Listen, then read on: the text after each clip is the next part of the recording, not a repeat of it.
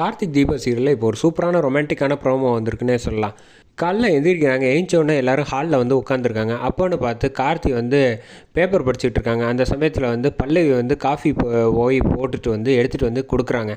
கார்த்தி அதை வந்து பார்த்துட்டு, எதுக்குங்க நீங்கள் இந்த வேலையெல்லாம் செய்கிறீங்க அப்படின்னொன்னே, பரவாயில்ல இருக்கட்டுங்க சார், காஃபி எடுத்துக்கோங்க அப்படின்னு சொன்னோன்னே, இதுவும் என் வீடு மாதிரி தானே அப்படின்னு சொன்னோன்னே, தீபாவுக்கு வந்து காதுலேருந்து புகை வர்ற மாதிரி செம்ம கோவம் வந்துடுது.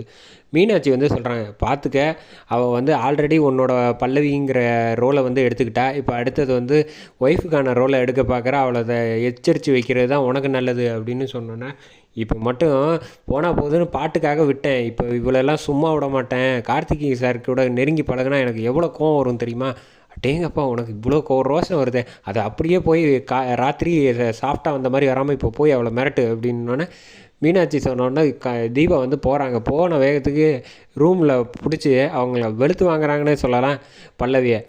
ஆமாம், என்ன நினச்சிக்கிட்டு இருக்க நீ, போனால் போதுன்னு உனக்கு வந்து பாட்டு பாடுறதுக்கு வாழ்க்கையை கொடுத்தா, நீ வந்து என்னைய வந்து என் வாழ்க்கையிலேயே நெருங்க பார்க்குறியா, அவ்வளோதான், தொலைச்சி நீ இந்த வீட்டுக்கு காஃபி கொடுக்குறது இதுக்கு தான், கார்த்திக் சாரை கவனிச்சிக்கிறது தான் நீ இங்கே வந்திருக்கியா, அதுக்கெல்லாம் நாங்கள் இங்கே இருக்கோம் சரியா, அப்புறம் எதுக்கு நான் ஒய்ஃபாக இருக்கேன், நீ தேவையில்லாமல் கார்த்திக் சார் கூட பேசுகிறத பார்த்தேன், அப்புறம் தோலை உரிச்சு அப்படின்னு மிரட்டிட்டு போகிறாங்க.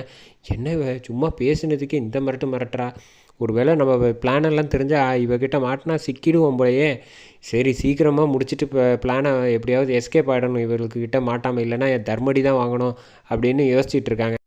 தீபா வந்து பெட்ரூமில் கோவமாக உட்காந்துட்ருக்காங்க பெட்டில். அப்போன்னு பார்த்து கார்த்தி வராங்க. வந்த வேகத்துக்கு சரி இவங்க கோவமாக இருக்காங்க, கண்டுக்காமல் போயிடுவோம் அப்படின்ட்டு திரும்புகிறாங்க. என்னை வந்தோன்னே பார்த்துட்டு கண்டுக்காத மாதிரி அந்த பக்கமாக போகிறீங்க, ஒரு நிமிஷம் நில்லுங்க.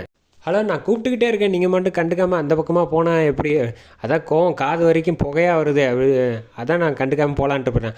அப்படிலாம் ஒன்றும் இல்லை, இங்கே வாங்க சார் அப்படின்னு சொன்னோன்னே, என்ன விஷயம் அப்படின்னோன்னே, ஆமாம் காஃபி போட்டு கொடுத்தாலே அது நல்லா இருந்துச்சா, இதெல்லாம் ஒரு விஷயம்னு என்னை கூப்பிட்டு போகிறவனை கூப்பிட்டு வேறு கேட்குறீங்க அப்படின்னோடனே திரும்பி போகிறாங்க. ஹலோ சார், பதில் சொல்லிட்டு போங்க, இது என்ன அவ்வளோ முக்கியமான விஷயமா, எனக்கு அது ரொம்ப ரொம்ப முக்கியமான விஷயந்தான், சொல்லிட்டு போங்க அப்படின்னா, காஃபி சூப்பராக இருந்துச்சுன்னே சொல்லலாம் அப்படின்னு சொல்லி கார்த்தி சிரிக்க ஆரம்பிச்சிட்டாங்க.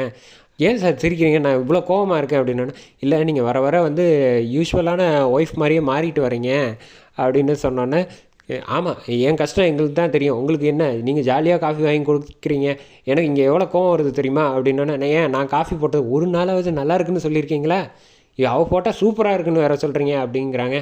சரி விடுங்க அப்படின்னு சொல்லிட்டு கார்த்தி வந்து சிரிச்சுட்டு அங்கே ரூம்லேருந்து போயிடுறாங்க. மீனாட்சி அந்த பக்கமாக வராங்க ரூமுக்கு வந்துட்டு, ஆமாம் நீ அவளை போய் மிரட்டினியான்னா, அதெல்லாம் மிரட்டினேன், இங்கே கார்த்திக் சார் என்னென்னா அவள் போட்ட காஃபிலாம் சூப்பராக இருக்குங்கிறாங்க, பார்த்து அவளையும் பிடிச்சிட போகுது, பார்த்து ஜாக்கிரதையாக இருந்துக்க அப்படிங்க.